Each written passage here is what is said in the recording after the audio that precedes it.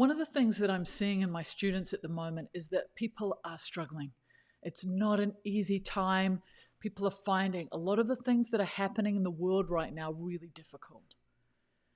And one of the most important things I think for us to understand is that there's something that softens in us when we truly grasp that we're not alone in our struggles. And right now, we are not. A lot of people are going through a difficult time, not only in their personal life, but dealing with what's happening in the world. And so when we realize that we're not alone in this softening happens. And it doesn't happen all at once. Usually it comes a little bit quietly.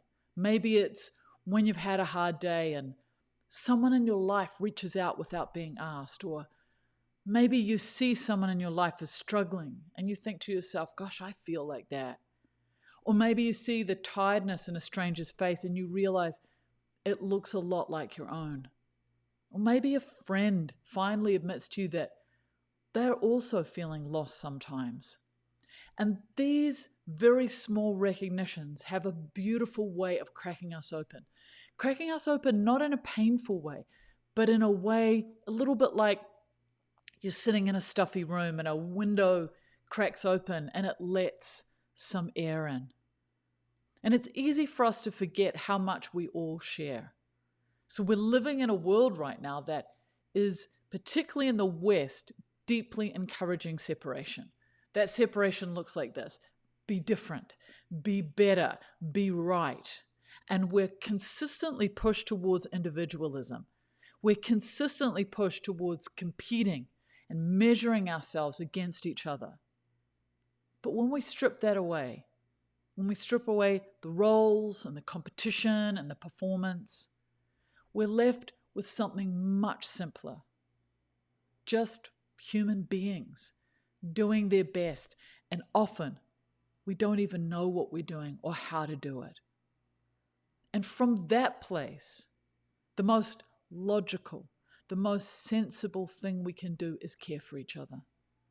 Not because we're trying to be saints, but because not because we're aiming for some kind of moral high ground, but because connection is natural. Because kindness feels good, not just to the person receiving it, but to the person offering it.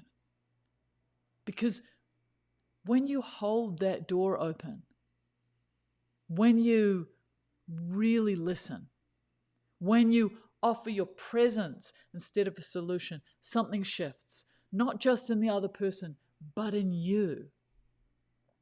There's a reason that people feel better when they volunteer. There's a reason that people feel better when they support a friend or when they show up for someone else. And science even backs this up. So studies consistently show that acts of compassion reduce stress. Acts of compassion increase life satisfaction. Acts of compassion improve physical health.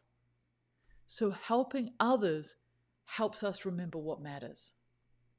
But here's the thing. It starts by recognizing that we're in this together. We're not separate. Your suffering is not so different from mine. Your joy and happiness is not so different from mine either. So this doesn't mean we have to agree on everything. We won't. And we don't have to ignore the very real differences between us, which are our experiences, our beliefs, maybe even our cultures. But underneath all that, underneath all of the labels, there's something shared. And that shared humanity is the doorway. So when we approach each other from that place, we soften. We listen differently. We respond more gently. We're not just seeing what divides us, but what connects us. And if we let that guide us, especially when it's hard to do, we start to change the spaces we're in. What do I mean by that? I mean that families become more compassionate. Communities become more inclusive. Workspaces become less transactional, less competitive. And even brief interactions, maybe it's on the street, maybe it's at the grocery store, maybe it's online, they can start to feel warmer. They can start to feel more human. So we don't have to have the answers.